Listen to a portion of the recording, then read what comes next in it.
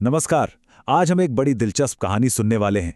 एक ऐसी कहानी जो सुनने में तो बड़ी पुरानी सी लगती है, पर इसमें छिपा सबक आजकल के मुश्किल रिश्तों को सुलझाने के लिए एकदम परफेक्ट है। अच्छा, एक सवाल है।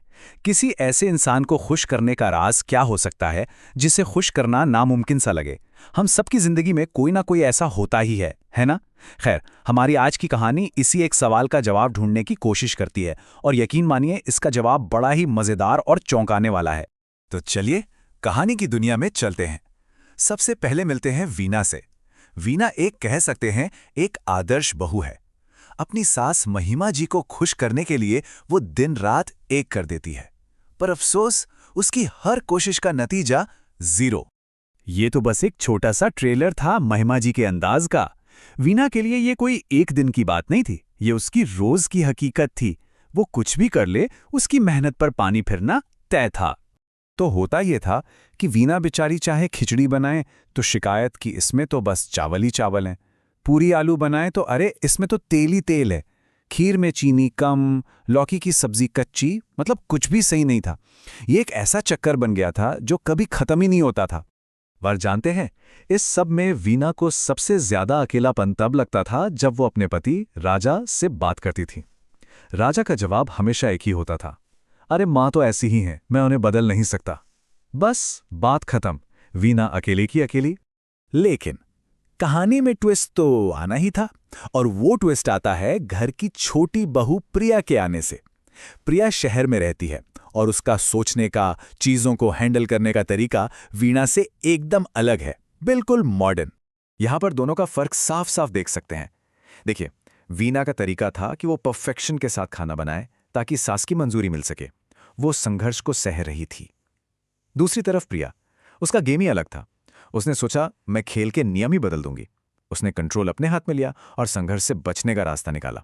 तो अब होता यह है कि महिमा जी कुछ दिन के लिए शहर जाती हैं प्रिया के पास रहने, और यहां प्रिया इस पूरी सिचुएशन को संभालने के लिए एक जबरदस्त, कह सकते हैं 3 स्टेप का मास्टर प्लान बनाती है।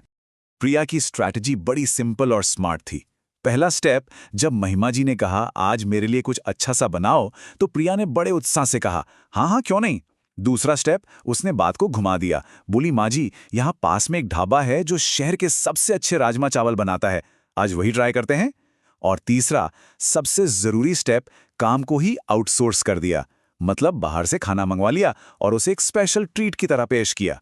और इसका रिजल्ट, अरे कमाल हो गया। महिमा जी तो बहुत ही ज्यादा खुश थीं।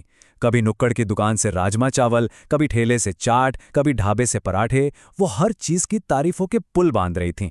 और प्रिया के घर में भाई एकदम शांति का माहौल। अब जरा सोचिए, गांव में वीना ये सब सुनकर कितनी हैरान होगी। वही सास जो उसके खाने में रोज 100 कमियां निकालती थी, वो प्रिया के साथ इतनी खुश कैसे हैं? आखिर ऐसा क्या जादू कर दिया प्रिया ने? इसी राज का पता लगाने के लिए वीना एक दिन शहर पहुंच जाती है। और वीना वहां पहुंचकर जो देखती है, वो उसके लिए एक बहुत बड़ा शौक था। महिमा जी बड़े मजे से ढाबे से ऑर्डर किया हुआ खाना खा रही थीं। वही खाना जिसके लिए वीना को न जाने क्या क्या सुनना पड़ा था। और यहीं पर कहानी का सबसे बड़ा सवाल सामने आता है, आखिर ऐसा क्यों? एक औरत जो घर के बने खाने में इतनी मीन मेख निकालती है, वो बाहर के एक आम से ढाबे के खाने की तारीफ कैसे कर सकती है? इस पहेली के पीछे आखिर राज क्या है? तो वीना हिम्मत करके महिमा जी से पूछ ही लेती है, और महिमा जी जो जवाब देती हैं, उससे तो पूरी कहानी का एंगल ही बदल जाता है। उन्होंने कहा, अरे वो बहू है, उसका काम है सुनना, और मैं सास हूं, मेरा काम है सुनाना। सास होने का मजा ही इसी में है। मतलब मसला कभी खाना था ही नहीं। उनके लिए तो ये सास बहू के रिश्ते का एक खेल था, एक मजेदार हिस्सा। तो असल बात ये थी कि महिमा जी को वीना का बनाया खाना बहुत अच्छा लगता था। वो सब बस एक ड्रामा था। उन्हें असल में 2 चीज़ों में मजा आ रहा था। एक तो अपनी सास वाली भूमिका निभाने में, और दूसरा चटपटा स्ट्रीट फूड खाने में, जो उन्हें गांव में नहीं मिलता था। और प्रिया ने उन्हें ये दोनों ही चीजें दे दी थीं। तो अब आते हैं कहानी की असली सीख पर।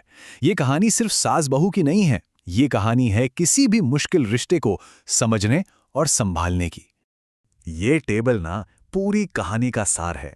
देखिए, वीना का लक्ष्य था महिमा जी को खुश करना, और इसके लिए वो परफेक्ट खाना बनाने में लगी रही। उसकी धारणा थी कि प्रॉब्लम खाने में है। नतीजा, निराशा और आंसू। वहीं प्रिया का लक्ष्य महिमा जी को बस शांत करना था। उसने खाना ही आउटसोर्स कर दिया। क्यों? क्योंकि उसने समझा कि असली प्रॉब्लम खाना नहीं बल्कि रिश्ते का डायनामिक है, और नतीजा शांति और खुशी। और देखिए, यही सबसे जरूरी बात है। प्रिया कामयाब इसलिए हुई क्योंकि उसने असली प्रॉब्लम को पकड़ा। प्रॉब्लम खाना कभी था ही नहीं, प्रॉब्लम कुछ और ही थी। अक्सर हम अपनी जिंदगी में भी यही गलती करते हैं, है ना? हम ऊपर ऊपर के लक्षणों से लड़ते रहते हैं, जबकि असली जड़ कहीं और होती है। तो आखिर में एक सवाल छोड़ जाते हैं, क्या प्रिया का तरीका वाकई एक स्मार्ट स्ट्रैटेजी थी, या बस किस्मत से तुक्का लग गया? क्या ये तरीका हर मुश्किल रिश्ते में काम आ सकता है, या ये सिर्फ इसी एक सिचुएशन के लिए था? इस पर सोचने के लिए बहुत कुछ है। खैर, अगली बार फिर मिलेंगे एक नई कहानी और नए विश्लेषण के साथ।